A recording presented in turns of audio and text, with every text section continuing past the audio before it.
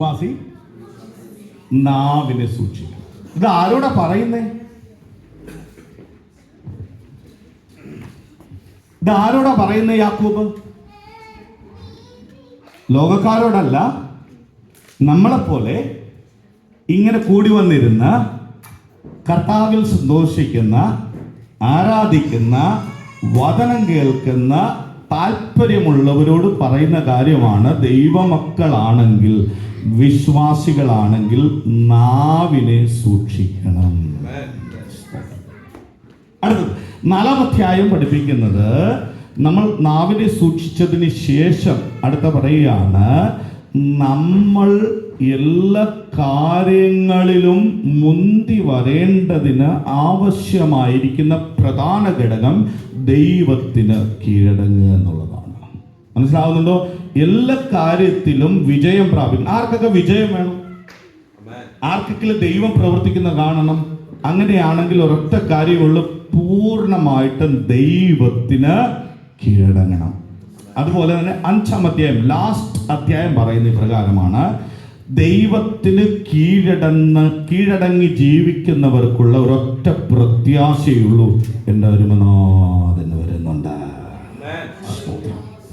ഈ ലോകക്കാരെല്ലാവരും കണ്ണോടിച്ച് നോക്കുമ്പോൾ യുദ്ധവും കലഹവും തമ്മിലടിയും ഇത് കാണുമ്പോൾ നമ്മളെ പോലുള്ള ദൈവത്തെ ആത്മാർത്ഥമായി ആരാധിക്കുന്നവർ കരയുന്നവരല്ല, പറയുന്നവരല്ല, ഉള്ളം കൊണ്ട് വിളിച്ചു വരും, ആവോ എന്റെ യേശു വരാൻ സമയമായി, ഞാൻ അവന് വേണ്ടി ഒരുങ്ങാൻ സമയമായി, എനിക്ക് സമയമില്ല.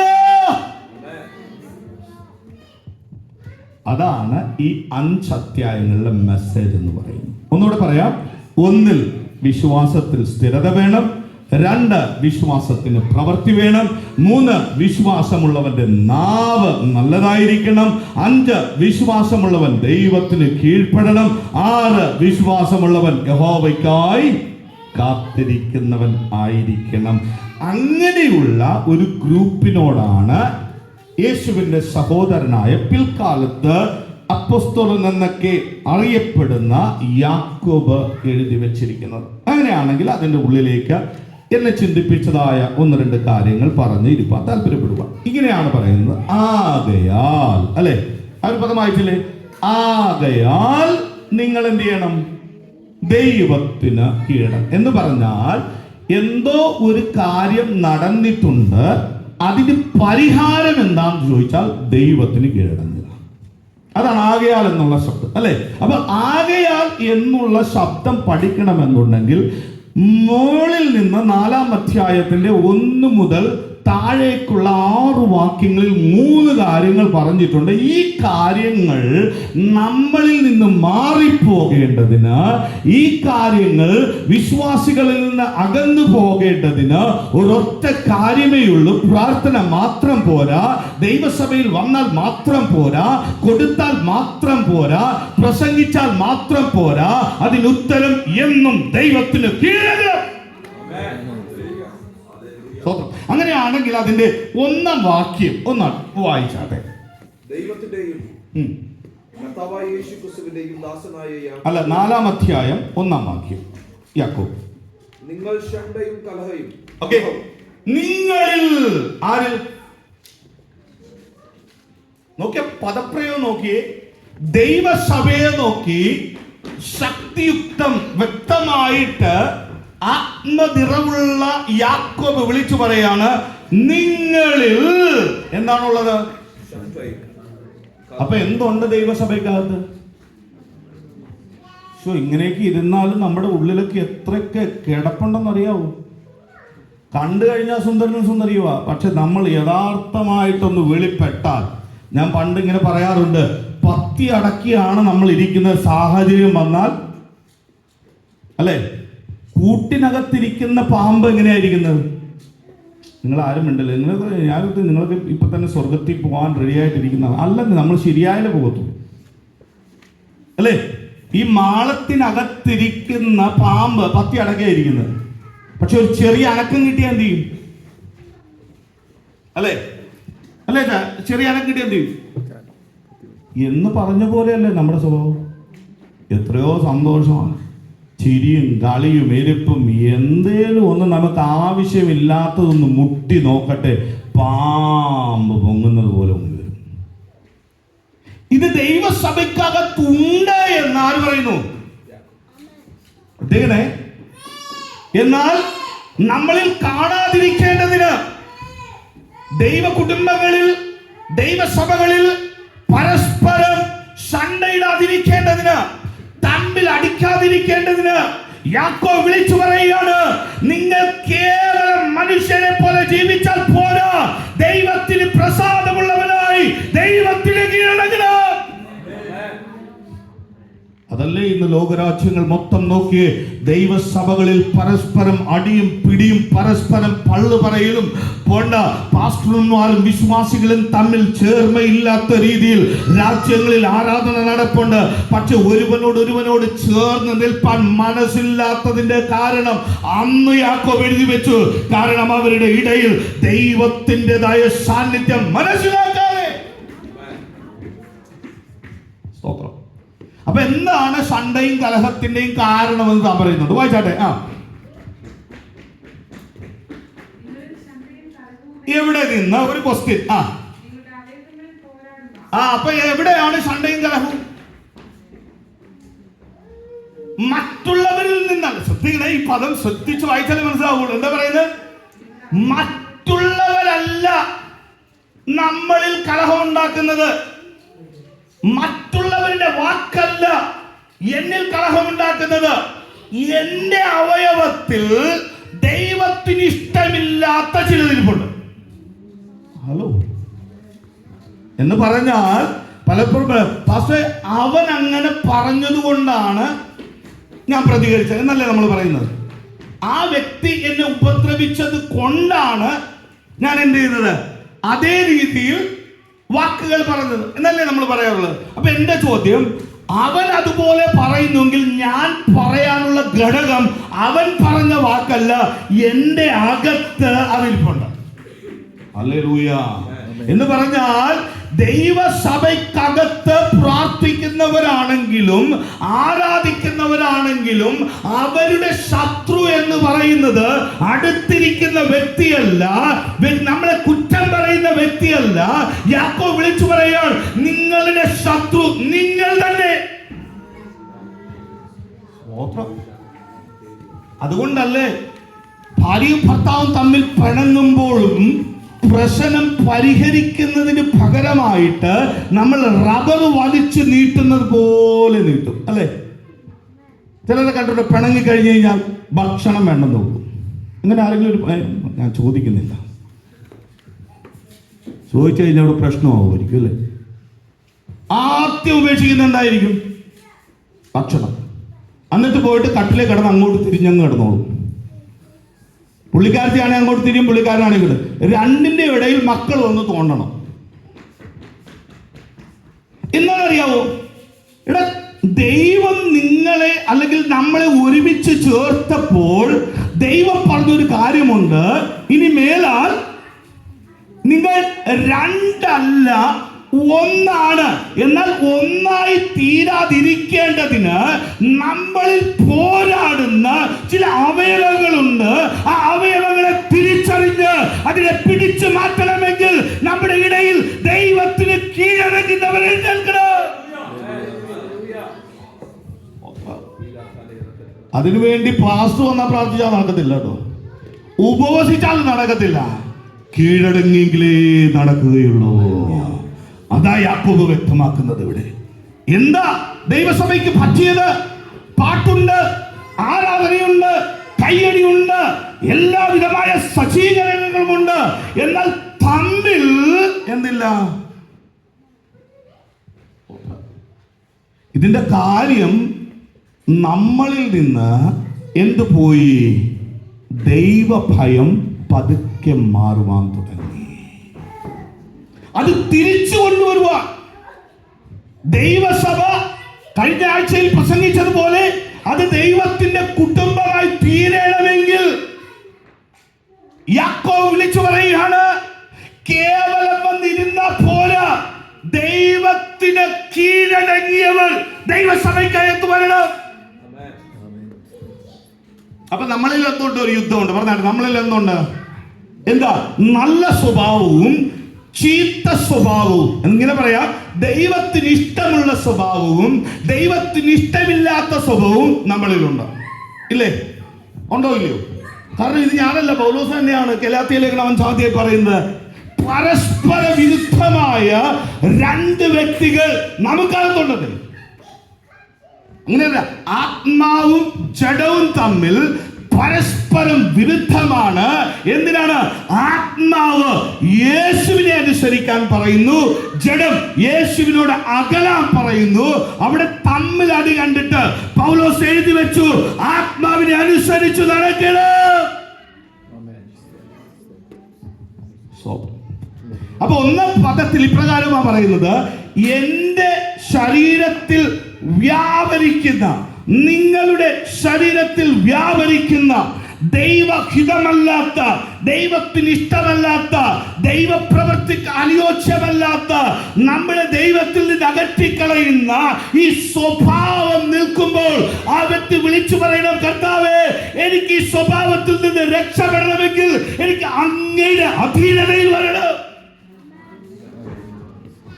എത്ര പേർക്ക് ഇന്ന് പകലിൽ അങ്ങനെ ദൈവസന്നിധാനത്തിൽ സമർപ്പിക്കാൻ താല്പര്യമുണ്ട്? ഞാൻ പറയാറുണ്ട്, ദൈവം പ്രവർത്തിക്കുന്നത് പൂർണ്ണമായും ദൈവത്തിന് കീഴ്പ്പെടുന്നവരുടെ ഇടയിലാണ്. സ്തോത്രം. അങ്ങനെയാണെങ്കിൽ ഒന്നാം പദത്തിൽ കണ്ടത് നമ്മളിൽ ഉണ്ടെങ്കിൽ ഇന്ന് പകലിൽ ഞാൻ വിളിച്ചു പറയാം, നിങ്ങളുടെ അനുഗ്രഹം നഷ്ടമായത് പ്രാർത്ഥനയുടെ കുറവല്ല, നിങ്ങളുടെ ഉപവാസത്തിന്റെ നഷ്ടമല്ല. നിങ്ങളിൽ നിന്ന് ദൈവം ആഗ്രഹിക്കുന്ന ഒരു സബ്മിസീവ്, ഒരു സമർപ്പണ ബോധം, ഒരു കീഴ്പ്പെടൽ കണ്ടുവരാത്തടത്തോളം നമ്മൾ ഏത് വിഷയത്തിന് വേണ്ടി പ്രാർത്ഥിച്ചാലും ഇന്ന് ആത്മാവിൽ ഞാൻ ഇപ്രകാരം പറയാ, നമ്മുടെ കണ്ണുനീർ വ്യർത്ഥമാകത്തേയുള്ളൂ, നമ്മുടെ പ്രാർത്ഥന മാറി നിൽക്കതേ ഉള്ളൂ. എന്റെ ദൈവം അവന്റെ പ്രാർത്ഥനയ്ക്ക് ചെവി കൊടുക്കില്ല.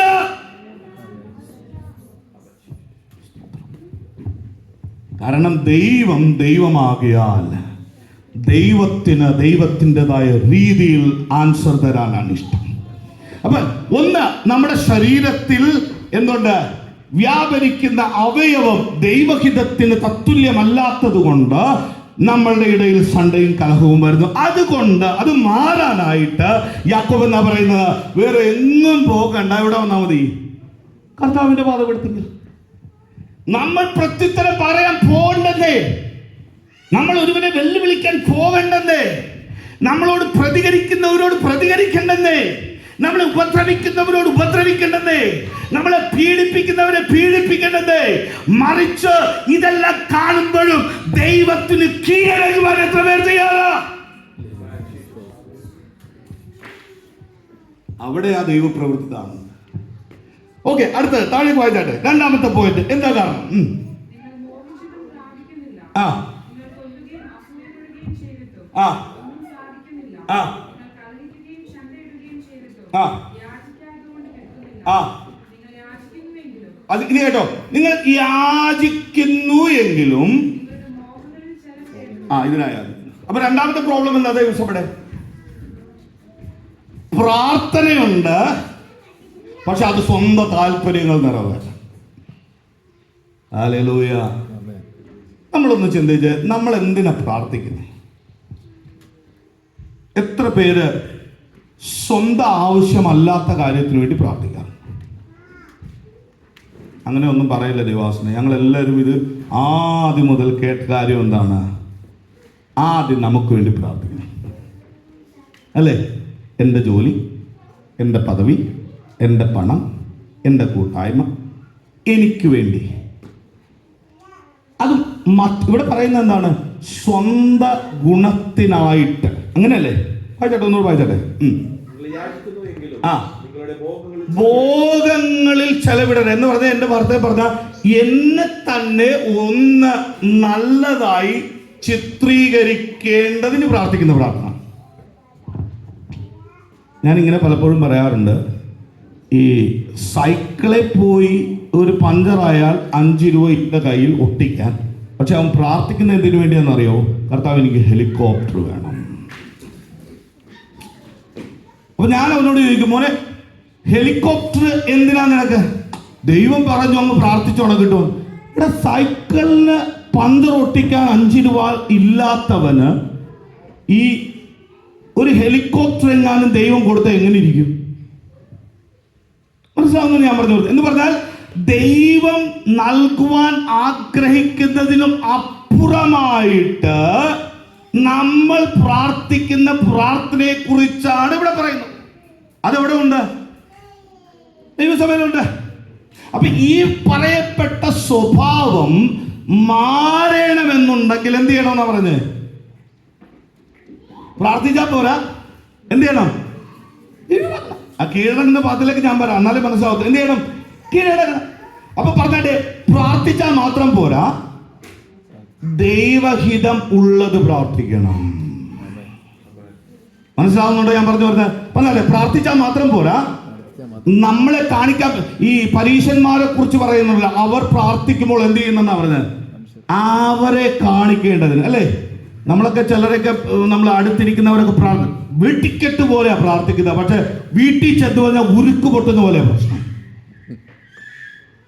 അങ്ങനെ കേട്ടോ, നമ്മൾ തന്നെ മേടിച്ചു പറഞ്ഞ പ്രാർത്ഥന. പ്രാർത്ഥന കഠിനപ്പെടുക അല്ലെങ്കിൽ ശബ്ദം ഉയർത്തുക എന്നുള്ളതല്ല ദൈവം പറയുന്നത്. പ്രാർത്ഥനയ്ക്കകത്ത് നീ ഉരുവിടുന്ന ശബ്ദം ദൈവപ്രസാദം ഉണ്ടെങ്കിലേ അതിൽ ദൈവം പ്രസാദിക്കൂ.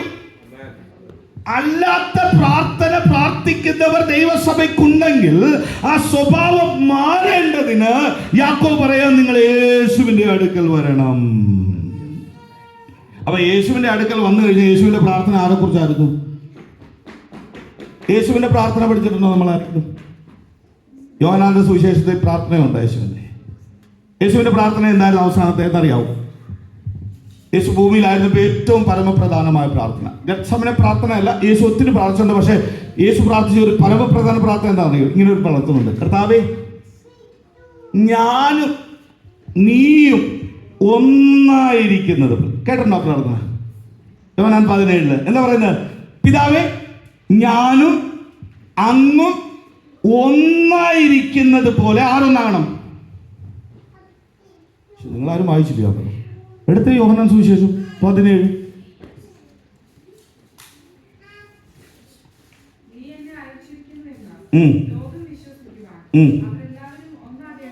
അവരെല്ലാരും കർത്താവിന്റെ പ്രാർത്ഥന ആരൊന്നാകണം. എന്തോ പ്രാർത്ഥന? കർത്താവേ, ഞാനും പിതാവും എങ്ങനെ ചേർന്നിരിക്കുന്നുവോ അങ്ങനെ എന്റെ അടുക്കലിരിക്കുന്ന പത്രോസും യോഹന്നാനും അന്ത്രയോസും എന്നോട് ചേർന്ന് വരുന്ന ദൈവസഭ ഒന്നാകണമെന്ന് യേശുവിന്റെ പ്രാർത്ഥന. ആ പ്രാർത്ഥനയല്ലേ ആവശ്യം നമുക്ക്? എത്ര പേര് അതിനെക്കുറിച്ച് ചിന്തിക്കാറുണ്ട്? കർത്താവേ, എൻ്റെ സഭയ്ക്കകത്ത് എൻ്റെ കുടുംബത്തിനകത്തേക്ക് ഒരു മനസ്സുണ്ടാകണമെന്ന് കരയുന്നവർ എത്ര പേരുണ്ട്? വർണ്ണവർഗ വ്യത്യാസമില്ലാതെ, ഡിനോമിനേഷണൽ വ്യത്യാസമില്ലാതെ, സഭയുടെ പേരിൽ വ്യത്യാസമില്ലാതെ, ഇവൻ കർത്താവിന്റെ വ്യക്തിയാണ്, ഇവൾ കർത്താവിന്റെ ദാസിയാണ് എന്ന് പറഞ്ഞ് കരൽ കൊടുക്കാനുള്ള പ്രാർത്ഥന പ്രാർത്ഥിക്കുന്നവരുണ്ടോ? അവരാ ദൈവത്തിന് കീഴ്പ്പെട്ടവർ.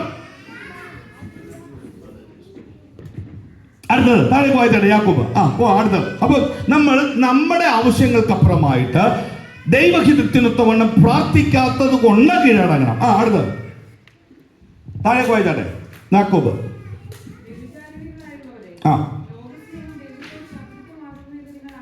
അടുത്തെന്താണ്? ലോകസ്നേഹമുള്ള സഭ. അപ്പൊ 3 കാര്യങ്ങൾ ഇങ്ങനെ പറയാം. പറഞ്ഞാട്ടെ: തമ്മിൽ അടിക്കുന്ന സഭ, സ്വയത്തിനായി പ്രാർത്ഥിക്കുന്ന സഭ, ലോകത്തിൽ ഇഷ്ടം പോലെ ജീവിക്കുവാൻ ആഗ്രഹിക്കുന്ന സഭ. അപ്പൊ ഇതല്ലേ ഈ കാലഘട്ടത്തിൽ സഭയുടെ പോക്ക്? കുറഞ്ഞ പക്ഷം ഇത് കേട്ടിട്ട് നമ്മളെങ്കിലും തെറ്റിപ്പോകാതായി ഇരിക്കേണ്ടതിനായിരിക്കാം ഇന്ന് പകലിൽ പരിശുദ്ധാത്മാവ് നമ്മളോട് പറയുന്നത്.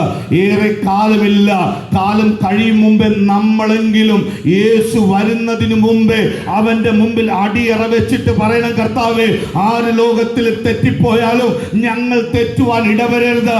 ഞങ്ങളുടെ അകത്ത് വന്നിരിക്കുന്ന ഓരോ ഈ വ്യക്തികളും കർത്താവിന് മഹത്വമുള്ള, ദൈവത്തിന് സ്നേഹമുള്ള, ദൈവത്തെ ആരാധിക്കുന്ന, ദൈവത്തെ ബഹുമാനിക്കുന്ന, ദൈവഹിതത്തിനായി ജീവിക്കുന്ന ഒരു സഭയായി മാറി അനേകായിരങ്ങൾക്ക് മാതൃകയുണ്ടാകണം. അപ്പൊ ലോക സ്നേഹത്തോട് ആർക്ക് വെറുപ്പാണ്? അല്ലെ, ആർക്കാ വെറുപ്പ്? അപ്പൊ ദൈവത്തിന് വെറുപ്പുള്ള കാര്യം ചെയ്യുന്ന അവസ്ഥ സഭയിൽ ഉണ്ടാകരുത്. അതെല്ലാം വിശദീകരിക്കാൻ സമയമില്ല. അപ്പൊ ഈ 3 കാരണങ്ങൾ ദൈവമക്കളെ ദൈവത്തിൽ നിന്ന് അകറ്റി. ശ്രദ്ധിച്ചേക്കണേ, നമ്മളെ പോലുള്ളവരാ, ആരാധിക്കുന്നവരാ, കൂട്ടായ്മയ്ക്ക് വരുന്നവരാ. പക്ഷെ അവരുടെ ഉള്ളു കണ്ടിട്ട് ദൈവാത്മാവ് പറയുകയാണ്, നിങ്ങൾ അകത്ത് വന്ന് പ്രാർത്ഥിക്കുന്നുണ്ടെങ്കിലും നിങ്ങളുടെ ഹൃദയവും മനസ്സും ശരീരവും ദൈവത്തിൽ നിന്ന് അകന്നു മാറി. അപ്പൊ അവരെ തിരിച്ചു വിളിക്കുവാനായിട്ട് പറഞ്ഞ പദമാണ് നമ്മൾ വായിച്ചത്. വായിച്ചാട്ടെ, 7-ാം വാക്യം. ആകയാൽ എന്ന് പറഞ്ഞാൽ ശത്രുത്വം ഇല്ലാതിരിക്കേണ്ടതിന്, നന്നായി പ്രാർത്ഥിക്കേണ്ടതിന്, ലോകത്തോട് അനുരൂപരായി തീരാതിരിക്കേണ്ടതിന് നമ്മൾ എന്ത് ചെയ്യണം? കീഴടങ്ങണം. ഇനി ഒരു ചോദ്യം നിങ്ങളോട് ചോദിക്കാം. ഈ കീഴടങ്ങുക എന്ന പദം കൊണ്ട് അർത്ഥമാക്കുന്നത് എന്താണ്?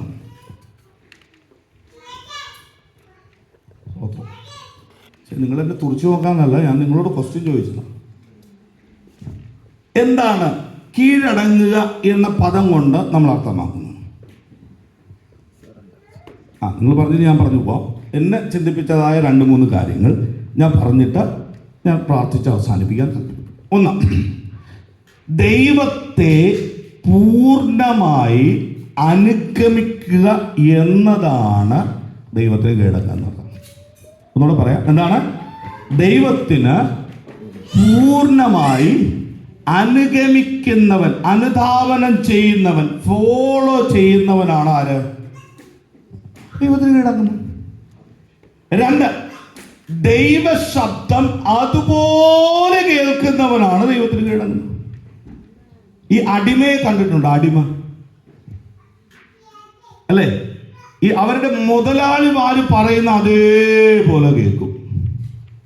അതിനർത്ഥമാണ് അടിമ, അധീനപ്പെടുന്നവൻ എന്ന് പറഞ്ഞതുപോലെ ദൈവമക്കളാകുന്ന നമ്മൾ ദൈവത്തിന്റെ വാക്കിന് കീഴ്പ്പെടുന്നവരാകണം. 3, ഈ വാക്കിന് കീഴ്പ്പെട്ടാൽ മാത്രം പോരാ, അടുത്ത പദം പറയാണ്, നിങ്ങളത് ചെയ്യുന്നവരും ആകണം. അപ്പൊ 3 കാര്യമാണ് ദൈവത്തിന് കീഴടങ്ങുക എന്ന് പറഞ്ഞാൽ. എന്തൊക്കെയാണ്? പറഞ്ഞാട്ടെ, നിങ്ങൾ ചേർന്ന് പറയുന്നേ. Follow God, listen from God, do for God. 3 കാര്യം, സിമ്പിൾ. പക്ഷെ പ്രശ്നം എന്താണെന്നറിയാവോ? യേശുവിന്റെ കാലത്ത് 2 വിധ ഫോളോവേഴ്സ് ഉണ്ടായിരുന്നു, അല്ലേ? 1, യേശുവിൽ നിന്നുള്ളത് പ്രാപിക്കാൻ. 2, യേശുവിനെ പ്രാപിപ്പാൻ. ഒന്നുകൂടെ ഞാൻ പറയാം. 1, യേശുവിൽ നിന്നുള്ളത് പ്രാപിപ്പാൻ. 2, യേശുവിനെ പ്രാപിപ്പാൻ. ഇന്ന് പകലിൽ ഞാൻ നമ്മളോട് ഒരുമിച്ച് ചോദിക്കുന്നു, നമുക്ക് യേശുവിൽ നിന്നുള്ളതാണോ വേണ്ടത്, അതോ യേശുവിനെയാണോ വേണ്ടത്? ഹല്ലേലൂയ. എന്താ ദൈവവചനം അങ്ങനെ പറഞ്ഞത്? അന്ന് യേശുവിനെ പിരക്കിയ ആളുകൾ വന്നു, അല്ലേ? ബോട്ട് കയറി യേശുവിനെ അന്വേഷിച്ച് നടക്കുക. എന്തിനു വേണ്ടിയായിരുന്നു? യേശു പറഞ്ഞ, നിങ്ങൾ എന്നെ അന്വേഷിച്ചു വന്നത് എനിക്കായിട്ടല്ല, അപ്പം നിന്ന്. Oh Jesus. അപ്പൊ ദൈവസഭയാകുന്ന നമ്മൾ എങ്ങനെ അനുധാപനം ചെയ്യുന്നത് കർത്താവിന്? എന്റെ രോഗം മാറാനാണോ യേശുവിനെ അനുഗമിച്ചത്? എന്റെ പട്ടിണി മാറാനാണോ? UK പെർമനന്റ് റെസിഡൻസ് വരാനാണോ? നല്ല ശമ്പളം ഉണ്ടാകാനാണോ? നമ്മളെ കുഞ്ഞുങ്ങൾ ദൈവം തരാനാണോ അനുഗമിച്ചത്? അല്ല. ഇത് തന്നില്ലേലും യേശു മതി എന്ന് പറയുന്നവനാ യഥാർത്ഥത്തിൽ യേശുവിന് കീഴ്പ്പെട്ടവൻ. ഇങ്ങനെ കീഴ്പ്പെടുത്തവർ എത്ര പേരുണ്ട് ദൈവസഭയിൽ? കർത്താവേ, അങ്ങേക്കാൾ വലിപ്പമുള്ള ഒന്നും എനിക്ക് വേണ്ട. പൗലോസ് ഒരു കാര്യം പറയുന്നുണ്ട്, എന്നെ ഈ കർത്താവിന്റെ സ്നേഹത്തിൽ നിന്ന്, അതല്ലേ റോമാലേഖനം 5:37 തോന്നുന്നു, 8, സോറി, ആ വാക്യം വായിച്ച.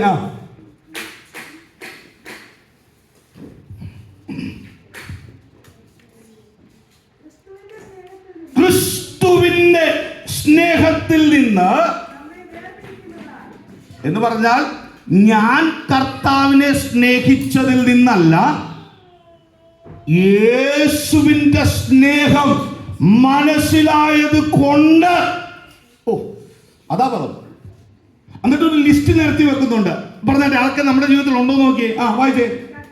കഷ്ടത, സങ്കടം, ഉപദ്രവം, പട്ടിണി, നഗ്നത, ആപത്ത്, വാൾ. ഒരു മിനിറ്റ് നിർത്തണേ. ഇത്ര കാര്യങ്ങൾ നമ്മുടെ ജീവിതത്തിൽ വന്നു കഴിഞ്ഞാൽ നമ്മൾ യേശുവിനെ അനുഭവിക്കും.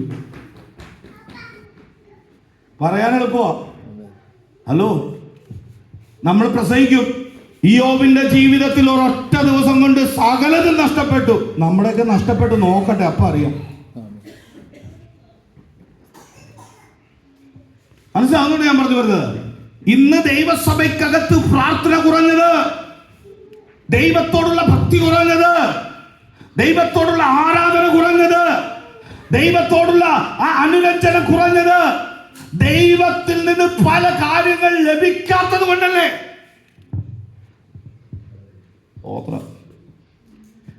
എന്നാ അന്ന് നമ്മളൊന്ന് ചിന്തിച്ച്, നമ്മൾ രക്ഷിക്കപ്പെട്ട ആ കാലത്തിലേക്ക്. അന്ന് നമ്മുടെ പ്രാർത്ഥന എന്താണ്? കർത്താവേ, ഒന്നുമില്ലെങ്കിലും, ആരൊന്നും തന്നില്ലേലും, പട്ടിണി കിടന്നാലും, എന്റെ കുഞ്ഞുങ്ങൾ അഭിവൃദ്ധിപ്പെട്ടില്ലേലും, എന്നെ നാട്ടുകാർ ഉപേക്ഷിച്ചാലും, എന്റെ ജോലി നഷ്ടപ്പെട്ടാലും, എനിക്കൊന്നും ആവശ്യമില്ല, എനിക്ക് കർത്താവ് മാത്രം മതി.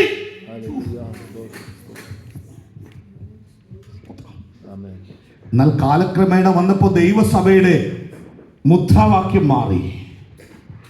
യേശുവിനെ കണ്ടാൽ അവൻ അനുഗ്രഹിക്കപ്പെടും. യേശുവിനെ കണ്ടാൽ അവന്റെ വീട് വലുതാകും. യേശുവിനെ കണ്ടാൽ അവന് 2 ജോലി കിട്ടും.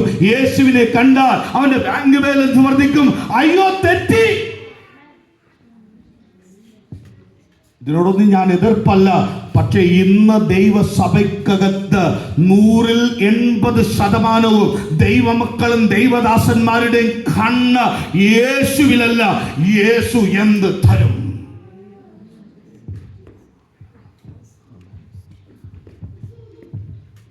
എന്നാൽ യേശുവിന് കീഴടങ്ങിയ പൗലോസിനോട് ചോദിച്ചാൽ പൗലോസ് പറയും, ഈ ലോകത്തിൽ, എനിക്ക് വളരെ ഇഷ്ടമുള്ള ഒരു വാക്യം അത്. എന്താ പറഞ്ഞേ? ഈ ലോകത്തില് എനിക്ക് ലാഭം എന്ന് കരുതിയത്. എന്താ അതിനർത്ഥം?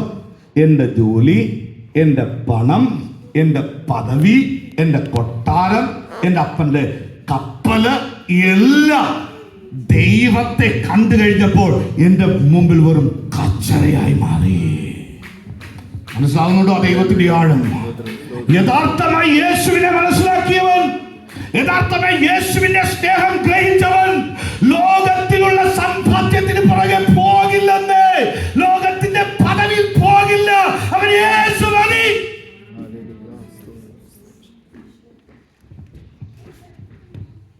നമ്മളോ യേശുവിനെ മാറ്റിവെച്ച് നമ്മുടെ കാര്യത്തിനോടും, നമ്മുടെ കാര്യം മാറ്റിവെച്ച് യേശുവിനെ ഓടുവാൻ എത്ര പേര് തയ്യാറുണ്ട്? എന്നെ ചിന്തിപ്പിച്ച ഒരു വചനമുണ്ട് വാക്യത്തില്, ലൂക്കോസിന്റെ സുവിശേഷം ഇത് ശ്രദ്ധിച്ചു വായിക്കണേ. ലൂക്കോസിന്റെ സുവിശേഷം 5-ാമത്തെ അധ്യായം 11-ാമത് വാക്യം ഒന്ന് വായിച്ചാട്ടെ എല്ലാവരും പ്ലീസ്. ഇത് ശ്രദ്ധിച്ചു വായിക്കണേ എല്ലാവരും പ്ലീസ്. ഒന്നുകൂടെ ഒച്ചത്തിൽ. പിന്നെ അവർ പടകുകളെ അടുപ്പിച്ചതിന് ശേഷം, ഇതാണ് എന്നെ ചിന്തിപ്പിച്ചത്. ആ പദം നമ്മൾ ശരിക്കും വായിക്കാറില്ല. ഒന്നുകൂടെ വായിച്ചു മോളെ. ആ, സകലതും വിട്ട് അനുഗമിച്ചു. അപ്പൊ വിട്ടതിന്റെ മഹാത്മ്യം അറിയണമെങ്കിൽ ഒന്നാം വാക്യം പോലെ താഴേക്ക് വരണം. മനസ്സിലായോ? യേശു വരുന്നു. സമയമുണ്ടോ? ഒരു 10 മിനിറ്റ് പെട്ടെന്ന് ഒന്ന് വായിച്ചാട്ടെ, ഓടിച്ചു. ഒന്നാം വാക്യം പോലെ. ആ ആ ആ കഴുകയായിരുന്നു. ആ ആ എന്നെ ചിന്തിപ്പിച്ച ഒരു പോയിന്റ് ഇവിടെ പറഞ്ഞിട്ട്, എന്റെ ദൂതല്ല എങ്കിലും അതിൽ കയറി വന്ന ഇവിടെ ഒരു പദം പറയുന്നുണ്ട്. 2 പടകുണ്ടായിരുന്നു അല്ലെ? അതെന്ത് ചെയ്യുന്നു? 2 പേരും കരയ്ക്കടുത്ത് എന്ത് ചെയ്തുകൊണ്ടിരിക്കുകയായിരുന്നു? വല കഴുകയായിരുന്നു. പക്ഷെ അതിൽ ആരുള്ള ഒന്നിൽ എന്നെ ചിന്തിപ്പിച്ചതാ. യേശു 2 എന്നാ കയറായിരുന്നേ. ഇനി ഞാൻ ഇപ്രകാരം ഉത്തരം പറയാം. യേശു കണ്ടതിലെല്ലാം കയറുന്ന ദൈവമല്ല. യേശു തെരഞ്ഞെടുത്തവരുടെ മേൽ കാര്യം പ്രവർത്തിക്കുന്ന ദൈവമാണ്. ഇവിടെ ഇരിക്കുന്നവരോട് ഇപ്രകാരം ഒരു ദൂത് പറയാം. എല്ലാവരും കരഞ്ഞാലും അത് കേൾക്കുന്ന ദൈവമല്ല എൻ്റെ യേശു. തന്നെ സ്നേഹിക്കുന്ന, തന്നെ ആദരിക്കുന്ന, താൻ കണ്ടിരിക്കുന്ന, നമ്മുടെ കണ്ണുനീർ കണ്ടാൽ അടങ്ങിയിരിക്കാൻ ആ യേശുവിന് കഴിയുകയില്ല. അവൻ മറ്റെല്ലാം മാറ്റിവെച്ചിട്ട് ആ പത്രോസിനെ തപ്പി വന്നതുപോലെ ഇന്ന് പകലിൽ ഇവിടെ ഇരിക്കുന്ന ചില ഹൃദയം നിറങ്ങിയിരിക്കുന്ന, വേദനപ്പെട്ടിരിക്കുന്ന, നാളെ എന്താകും കർത്താവേ എന്നറിയാതെ ക്ഷീണിച്ചിരിക്കുന്നവരെ കണ്ടുകൊണ്ട് അവൻ ബോട്ടിൽ കയറിയിട്ടുണ്ട്. ഇങ്ങനെ പറയാം, എല്ലാവരെയും ദുഃഖം മാറ്റുന്നവൻ ആണോ എന്ന് ചോദിച്ചാൽ യൂണിവേഴ്സൽ ഗോഡ് എന്ന അർത്ഥത്തിൽ ഞാൻ പറയാം. പക്ഷെ സ്പെസിഫിക് എന്ന അർത്ഥത്തിൽ ഞാൻ ഇപ്രകാരം പറയും. എല്ലാവരുടെയും വേദന അറിയുന്നതിനേക്കാളും എന്റെ യേശുവിന് ഇഷ്ടം തന്നെ കാണുന്നവരെ, തന്നെ മനസ്സിലാക്കുന്നവരെ, തന്നെ ചേർത്ത് പിടിക്കുന്നവരെ, അവരുടെ ഹൃദയം കണ്ടാൽ മനസ്സലിവുന്ന യേശുവാ യേശു. അതുകൊണ്ടല്ലേ നമ്മുടെ കരച്ചിൽ കണ്ട് യേശു ഇറങ്ങി വന്നത്. അതുകൊണ്ടല്ലേ നമ്മൾ കരഞ്ഞ സമയത്ത് തലോടാനായി യേശു അരികിൽ വന്നത്. അതുകൊണ്ടല്ലേ ഇന്ന് നമ്മൾ അനുഭവിക്കുന്ന സന്തോഷം പണ്ട് ഇങ്ങനെ അല്ലായിരുന്നുവല്ലോ.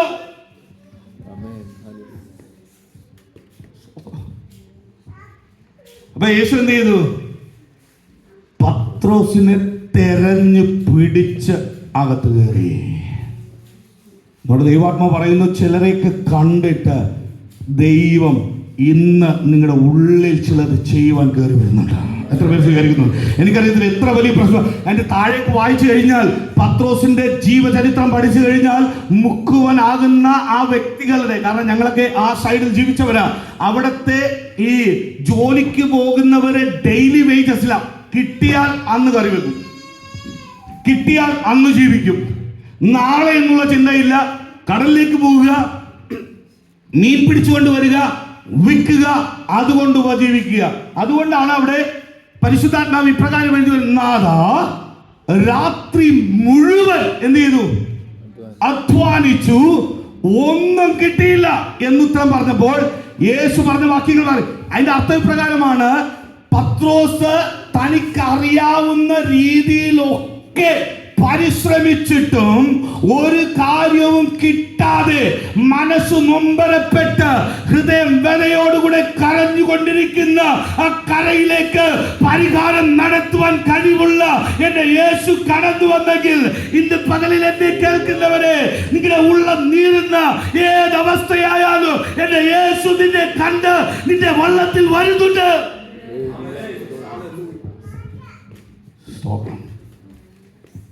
ഏതാ പ്രശ്നം എനിക്കറിയത്തില്ല, പക്ഷെ പത്രോസിനെ പോലെ കലങ്ങിയിരിക്കുന്ന ഹൃദയം.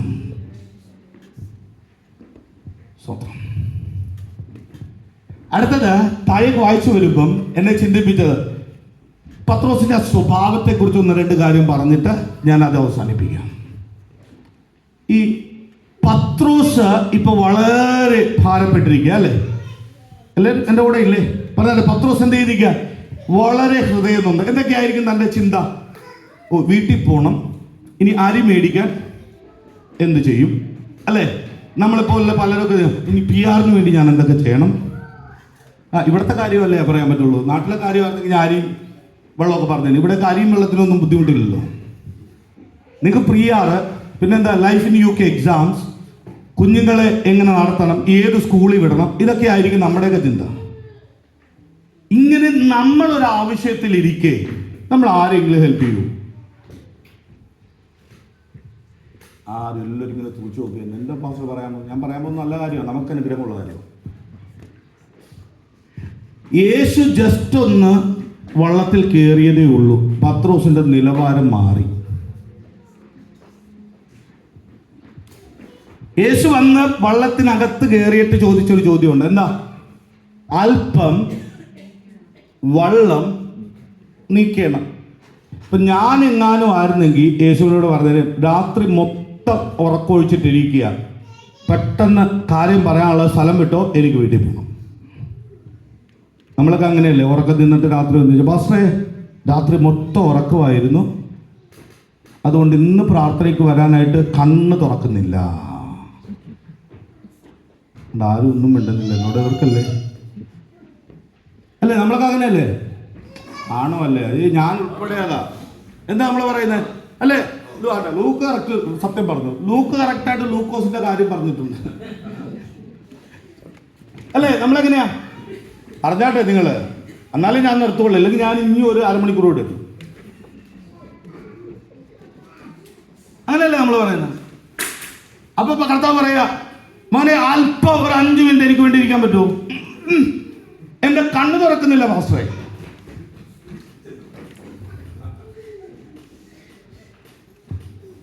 പാസ്റ്ററെ ഇന്നലെ 1 മിനിറ്റ് എന്റെ ഹോസ്പിറ്റലിൽ എന്റെ മാട്രിൻ എന്നെ നിർത്തിയിട്ടില്ല, തിരിച്ച് ഇപ്പൊ വന്നേ ഉള്ളൂ, ഒന്നിരിക്കണം. ഇന്നത്തെ പ്രാർത്ഥന അടുത്ത ആഴ്ച വന്നാൽ മതിയോ?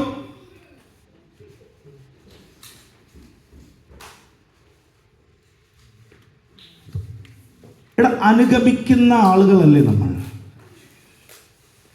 പത്രോസിന് എക്സ്ക്യൂസ് പറയത്തില്ലായിരുന്നു. പത്രോസിന്റെ വള്ളത്തിനകത്ത് കയറിയപ്പോൾ പത്രോസ് വല കഴുകിക്കൊണ്ടിരിക്കുക. അർത്ഥം എന്താണെന്നറിയോ? എത്രയും വേഗത്തിൽ കഴുകി വെച്ചിട്ട് വീട്ടിൽ പോയി പ്രശ്നപരിഹാരം കാണണം. അത്രയ്ക്ക് അർജൻസിയാണ്. വീട്ടിൽ ഒരുപക്ഷെ കഞ്ഞി വെക്കാൻ അരിയില്ലായിരിക്കാം, മക്കൾ വേണേ കാത്തിരിക്കുമായിരിക്കാം, എന്തായി തീരുമെന്ന് അറിയാത്ത അവസ്ഥയിലായിരിക്കാം. അപ്പോൾ ദ്രുതഗതിയിൽ കഴിയുന്ന പത്രോസിനോട് യേശു വന്നു ചോദിക്കാം, എനിക്കൊരു സഹായം വേണം. ഈ വള്ളക്കാരുടെ സ്വഭാവം നിങ്ങൾക്ക് അറിയാമെന്ന് അറിയത്തില്ല, ഞങ്ങൾക്കറിയാം. അവര് മീൻ ഒത്തിരി ഉണ്ടെങ്കിൽ ആരും വളർത്തിയിരുത്തും,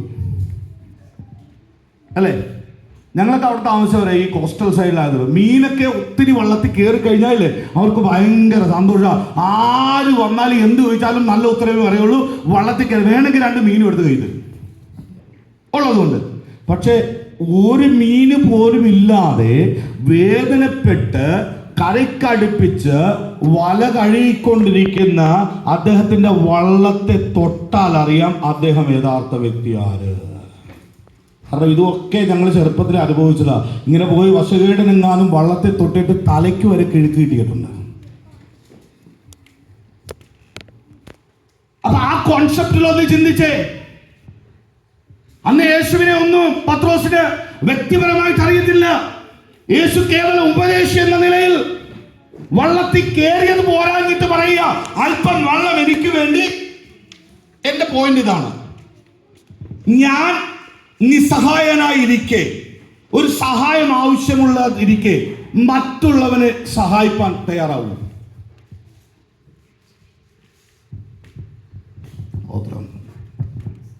ഇങ്ങനെ വേണേ പറയാം, എനിക്കൊരു 1000 രൂപയുടെ ആവശ്യമുണ്ട്, പോക്കറ്റിലാണെങ്കിൽ 100 രൂപയുള്ളൂ. ശ്രദ്ധിച്ച് ചെയ്യണം കേട്ടോ നിങ്ങൾ. ഒരു ഉദാഹരണമാണ്, പൈസ കാര്യം പറഞ്ഞാൽ നമുക്ക് മനസ്സിലാവുള്ളൂ. കാരണം അവിടെയാണല്ലോ നമുക്ക് പോരാട്ടം കൂടുതലുള്ളത്, അല്ലേ? പറഞ്ഞേ, എൻ്റെ കയ്യിൽ എത്ര ഉണ്ട്? ഒരു 100 രൂപ ഇരിപ്പുണ്ട്. എനിക്ക് ആവശ്യം എത്രയാ? 1000 രൂപ. അപ്പൊ എന്നോട് വന്നിട്ട് ഒരാൾ 100 രൂപ വെച്ച് ഞാൻ കൊടുക്കും. എൻ്റെ പാസ്റ്ററെ വർഷങ്ങളായി വിശ്വാസി, ദശാംശം ചോദിക്കുന്നവർ കൊടുക്കത്തില്ല, അപ്പോഴാണ് 100 രൂപ ഞാൻ കൊടുക്കുന്നത്. ആരും ആമയും പറഞ്ഞില്ല അത് കേട്ടപ്പോഴേക്കും,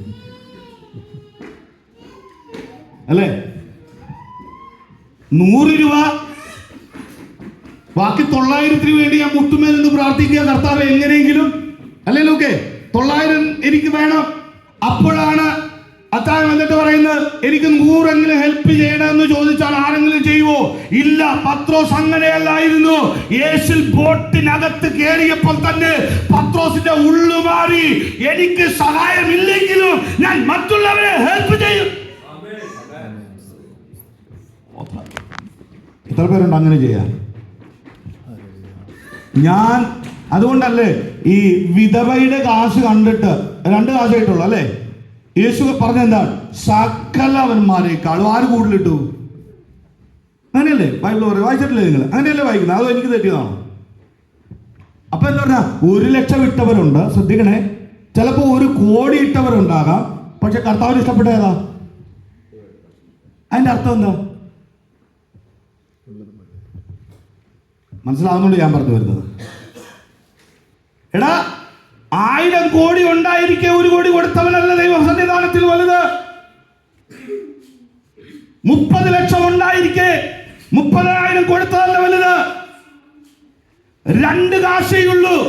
ബാലൻസ് മാറ്റിവെക്കാതെ ദൈവത്തിന്റെ സഭയിലേക്ക്, ദൈവത്തിന്റെ രാജ്യത്തിലേക്ക് എനിക്ക് നാളെ ഹെൽപ്പ് കിട്ടിയാലും ശരി ഇല്ലേലും ശരി ഞാൻ എന്റെ കർത്താവിനെ കൊടുക്കുമെന്ന് പറയുന്ന അങ്ങനെയുള്ളവരാ ദൈവത്തെ ഫോളോ ചെയ്യുന്നത്.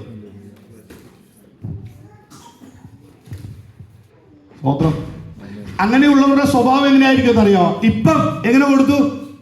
ചോദിച്ചപ്പോ കൊടുത്തു അല്ലെ? യേശു പറഞ്ഞ എന്ത് ചെയ്തു? വള്ളം നീക്കണം. വള്ളം നീക്കിയില്ലേ? നമ്മളാണ് വള്ളം കെട്ടിയിട്ടത് യേശുവിനോട് വീട്ടിൽ പോകാൻ പറഞ്ഞേ. അപ്പം യേശുവിന് വേണ്ടി അങ്ങനെ ചെയ്ത പത്രോസിനെ യേശു വെറുതെ വിടുവോ? ആരോടൊക്കെയുള്ള ദൂത? എടാ, ഇല്ലായ്മയിലും ഹെൽപ്പ് ചെയ്യാനുള്ള ഹൃദയം കാണിക്കുന്നവന് ഒന്നും എന്റെ ദൈവം മറക്കുന്ന ദൈവമല്ല, അവനെ ഉപേക്ഷിക്കുന്ന ദൈവമല്ല. ആളായി കീറാഞ്ഞ എന്താ?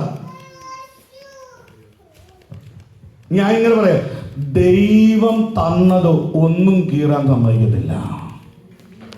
ഇനി വേറൊരു ചോദ്യം, ദൈവഹിതമല്ലാത്തത് എന്തേലും വലക്കകത്ത് കേറ്റുന്നുണ്ടെങ്കിൽ അതിനകത്ത് ദൈവം തന്റെ കരം വെക്കുകയില്ല. ഇന്ന് ആരോടൊക്കെയുള്ള ദൂതാണ്? ദൈവഹിതമില്ലാത്തതൊക്കെ നമ്മുടെ ബാങ്ക് ബാലൻസ് ആയി നമ്മുടെ വീട്ടിൽ കൊണ്ടുവന്നിട്ടുണ്ടെങ്കിൽ നാളെയുടെ നാളെ ആ വല കീറും. അത് ദൈവ ഉത്തരവാദിയല്ലത്. ഓട്ടെ, പത്രോസ് എല്ലാം പിടിച്ചു വെച്ചു. എന്നിട്ട് അടുത്ത പറയുകയാണ്, കഷ്ടപ്പെടുത്തവനെ കരം കൊണ്ട് വിളിച്ച് അവന് മീൻ കൊടുത്തു. യേശുവിനെ അനുഗമിക്കുന്നവന്റെ അടുത്ത പ്രത്യേകത, തീരുമാനമുള്ളവൻ എന്താണെന്നറിയാവോ? ആദ്യം ചോദിച്ചപ്പോ കൊടുത്തു, ഇപ്പൊ ദൈവം വയറ് നിറച്ചു വള്ളം നിറച്ചു കൊടുത്തപ്പോ വിളിച്ചു കൊടുക്കുന്നു. ഇങ്ങനെ എത്ര പേർക്കാകണം? അനേകായിരങ്ങളെ വിളിച്ചു കൊടുക്കുന്ന രീതിയിൽ ദൈവം എന്നെ സഹായിക്കണമെന്ന് എത്ര പേർക്ക് താല്പര്യമുണ്ടാകാം? കരഞ്ഞുകൊണ്ടിരിക്കുന്ന അവസ്ഥയല്ല. എന്റെ ദൈവത്തിന് കഴിയുമെന്ന് ഞാനത് വിശ്വസിക്കുന്നുവെന്ന് ചോദിക്കുന്നതിലും നിനക്കുന്നതിലും അത്യന്തം ഫലമായി തരുവാൻ കഴിവുള്ള ഒരേ ദൈവമേ ഞാൻ കണ്ടിട്ടുള്ളൂ. ഈ പ്രപഞ്ചത്തെ ഉണ്ടാക്കിയവർ നിങ്ങളുടെ മധ്യത്തിലുണ്ടെങ്കിൽ ഇന്ന് ഹൃദയം തുറന്ന് പറ, കർത്താവേ, ഞാൻ വാരി നിറച്ചു കൊടുക്കേണ്ടതിന് എന്റെ വള്ളം നിറയ്ക്കണമേ. ഞാൻ ഒത്തിരി പറയാനുണ്ടാവും. ഞാൻ ഒരൊറ്റ മിനിറ്റ് കൊണ്ട് നടത്താം. ഇത്രയും പെരുത്ത മീൻകൂട്ടം കിട്ടിയ ആരെങ്കിലും ഉപേക്ഷിക്കും? എന്നെ ചിന്തിപ്പിച്ച കാര്യം അതാ. 11 ബാക്കി പറയുന്നുണ്ട്, ഇവയെല്ലാം വലക്കകത്ത് കയറിയതെല്ലാം കരക്കടുപ്പിച്ചതിന് ശേഷം എന്താ പറഞ്ഞത്? അപ്പൊ നമ്മൾ 11 സകലതും വിട്ട്. ഇതാ യഥാർത്ഥ അനുഗമനം എന്ന് പറഞ്ഞാൽ നമ്മുടെ ജീവിതത്തിൽ ദൈവത്തെക്കാൾ ഒന്നും വലുതായി കാണരുത്. എൻ്റെ ഭാര്യയും എൻ്റെ ഭർത്താവും എൻ്റെ കുഞ്ഞുങ്ങളും എൻ്റെ ജോലിയും എൻ്റെ പദവിയും എൻ്റെ സ്നേഹിതരും എല്ലാവരും എനിക്ക് ഇമ്പോർട്ടൻ്റാ. പക്ഷെ ഫസ്റ്റ് എൻ്റെ ദൈവം മാത്രം. അതാ പത്രോസിന്റെ ജീവിതമാണ് അനുഗമിപ്പാട്ട് പറഞ്ഞു. പത്രോസിനോട് ചോദിച്ചു, പത്രോസ് ഇതെല്ലാം വിട്ട് കഴിഞ്ഞാൽ എങ്ങനെ ജീവിക്കും? പത്രോസ് ഇപ്രകാരം പറയും, ഇത് വിറ്റാൽ 1 മാസം കഴിയാം, ഇത് വിറ്റാൽ വേണേ 2 മാസം കഴിയാം. പക്ഷെ യേശുവിനോടൊപ്പം നടന്നാൽ 1 അല്ല രണ്ടല്ല, ഒരു വർഷമല്ല, യേശു വരുന്നത് വരെയും എന്നെ പോറ്റുവാൻ കഴിവുള്ള ദൈവമാണ്. ആയതുകൊണ്ട് ഇന്ന് പകലിൽ യേശുവിനെ അനുഗമിപ്പാൻ എത്ര പേർക്ക് താല്പര്യമുണ്ട്? പൂർണ്ണ മനസ്സോടെ. എങ്ങനെ അനുഗമിക്കണം? സകലതും വിട്ട്. അതിനർത്ഥം ഇപ്രകാരം, നിങ്ങൾ ജോലി ഉപേക്ഷിച്ചിട്ട് യേശുവിന്റെ പാത ഓടി വരാനല്ല ഞാൻ പറഞ്ഞത്. എല്ലാത്തെക്കാളും ഉപരിയായിട്ട് യേശു വലിയവനെന്ന് എണ്ണുവാൻ എത്ര പേർക്ക് തയ്യാറുണ്ട്? അതിനേക്കാൾ അപ്പുറം ഒന്നിൽ ഒരു നിമിഷം കണ്ട് കടച്ചാട്ടില്ല പ്രിയപ്പെട്ടവരും. ഇന്ന് കർത്തൃമേശയ്ക്ക് മുമ്പിൽ നമ്മളെ സമർപ്പിക്കുമ്പോൾ ഒരു കാര്യം ഒന്ന് ചിന്തിച്ചാട്ടെ. കർത്താവേ, ഞാനൊരു പൂർണ്ണ സമർപ്പണമുള്ളവനായിട്ട് യേശുവിനെ അനുഗമിക്കുന്ന വ്യക്തിയാണോ, അതോ എൻ്റെ ആവശ്യങ്ങൾക്ക് മാത്രം ഞാൻ യേശുവിനെ തേടുന്നവനാണോ? അങ്ങനെയാണെങ്കിൽ ഈ കർത്തൃമേശയിൽ നമ്മൾ അവകാശികളല്ല. കേവലം സ്നാനപ്പെട്ടത് കൊണ്ട്, കേവലം യേശുവിനെ ഗ്രഹിച്ചത് കൊണ്ട്, കേവലം ചർച്ചിൽ വന്നതുകൊണ്ട് ഈ കർത്തൃമേശക്ക് അവകാശിയല്ല. അവകാശിയായി തീരണമെങ്കിൽ ഇന്ന് പകലിൽ ചിന്തിക്ക്. കഴിഞ്ഞ തിങ്കളാഴ്ച മുതൽ ഇതുവരെയും ഞാൻ എന്റെ യേശുവിനെ എങ്ങനെ അനുഗമിച്ചത്?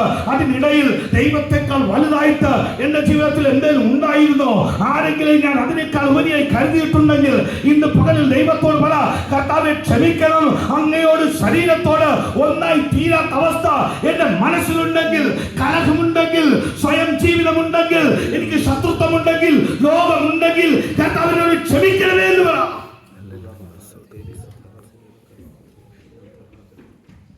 ഇല്ല എങ്കിൽ ദൈവം പറയുന്നു, അയോഗ്യമായി അപ്പം തിന്നുകയും ഈ പാനപാത്രത്തിൽ നിന്ന് കുടിക്കുകയും ചെയ്യുന്നവൻ തന്നെത്താൻ ശിക്ഷാവിധി വലിച്ചു വരുത്തുന്നു. അനേകർ ബലഹീനരാകുന്നു, രോഗികളാകുന്നു, മരണം വരെ സംഭവിക്കുന്നു. അങ്ങനെ ദൈവസഭയ്ക്കാകാതിരിക്കേണ്ടതിന് ഒരു നിമിഷം നമുക്ക് പ്രാർത്ഥിക്കാം. ദൈവമേ, ഞങ്ങൾ അങ്ങയുടെ കൺമുമ്പിൽ ദൈവത്തെ അനുഗമിക്കുന്നവരായി ജീവിക്കേണ്ടതിന് ദൈവം ഞങ്ങളെ സഹായിക്കണമേ. കർത്താവേ, വേറെ എന്തിനേക്കാളും, മക്കളെക്കാളും, ജോലിയേക്കാളും, ഏത് പദവിയേക്കാളും ഞങ്ങൾക്ക് യേശു മാത്രമാണ് വലുത് എന്ന് പറഞ്ഞ് അനുഗമിക്കുവാൻ ദൈവം ഞങ്ങളെ സഹായിക്കണമെന്ന് പ്രാർത്ഥിക്കുന്നു. തുടർന്ന് നടക്കുന്ന കർത്താവെ, കർത്തൃമേശയിൽ ദൈവസാന്നിധ്യം ഉണ്ടാകണമേ. കർത്താവെ, ഓരോ ദൈവമക്കളും അതിനകത്ത് യേശുവിന്റെ കരം പിടിച്ച് യേശുവിന്റെ ശരീരത്തിന്റെ അവയവം എന്ന ആ യാഥാർത്ഥ്യത്തിൽ ഇതിനോട് അനുരഞ്ജനപ്പെട്ട് ഇതിൽ നിന്ന് ഭാഗമാക്കുക